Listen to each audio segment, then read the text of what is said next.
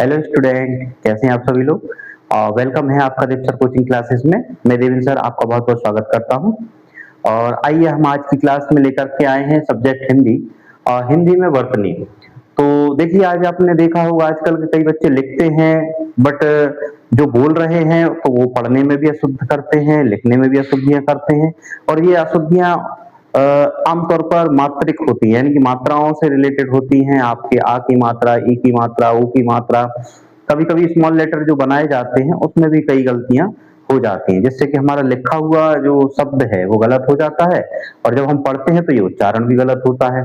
और ये भाषा की जो ये गलती है, भाषा की जो अशुद्धि है, उसी को हम कहते हैं वर्तनी। तो वर्तनी यानी कि हमारी लिखावट, हमारी भाषा, वो यदि शुद्ध होगी तो वर्तनी शुद्ध होगी और वो यदि गलत होगी तो वर्तनी हमारी गलत होगी। तो यहाँ पर हिंदी वर्तनी से रिलेटेड हमारा है, हिंदी में अशुद्धियों के विविध प्रकार होते हैं। तो हम जहाँ देख रहे हैं कि जो लिखी हुई हमारी भाषा है, हमारे शब्द हैं, तो शब्द संरचना तथा वाक्य प्रयोग में वर्तनीगत अशुद्धियों के कारण हमारी भाषा भी क्या हो जाती है, दोषपूर्ण हो जाती है।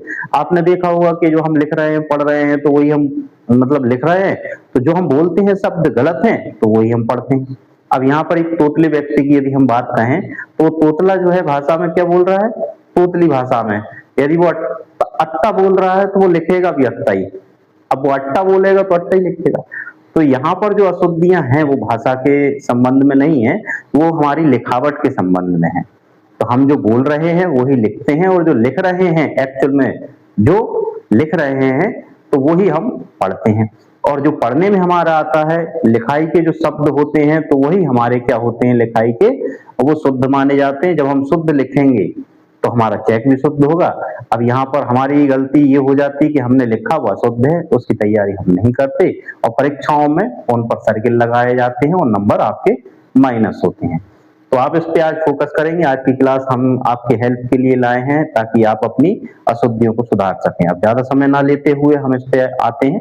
तो हमने कुछ शब्द लिखे हुए हैं, यहाँ पर अक्षर आप देखेंगे और एक एक अक्षर को सुधार करके एक प्रॉपर शब्द बनाने की कोशिश करेंगे ताकि आपका पूरा वाक्य ठीक रहे। देखिए, ब्रिटिश लिखा हुआ है, अब आप देख रहे हैं ब्रिटिश। अब आप कहेंगे साहब क्या है, तो हालांकि हम जब पढ़ते हैं तो हमें वो गलती समझ में नहीं आती। बहुत से बच्चे कुछ घुमा करके शब्दों को बनाते हैं और कुछ स्टाइल से उसमें मात्राएं लगाते हैं। अब ये मात्रा जैसे कि मान लीजिए इसकी पूंछ इस साइड हो जाएगी हमारी, हम ऐसे घुमा देते हैं तो ये हो गया गलत। एक्चुअल में क्या होगी, वो सीधी लाइन खींचेगी, वो बेटे ये वाला सही है। अब हम त्रिगुण देख रहे हैं तो त्रिगुण ई की मात्रा आएगी, ना कि त्रा आके आएगा। ठीक है, तो हमने यहां देख लिया, इसको समझ लिया। ऋषि